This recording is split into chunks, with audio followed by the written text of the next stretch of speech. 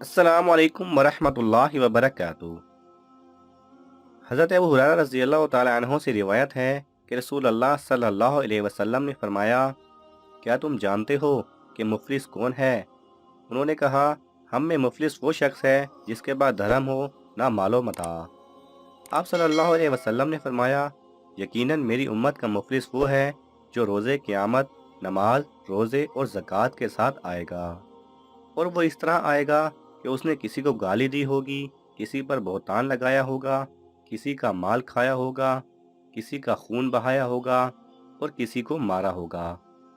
بس ان سب کو اس کی نیکیاں دے دی جائیں گی اور اس کو بھی اس کی نیکیاں دے دی جائیں گی۔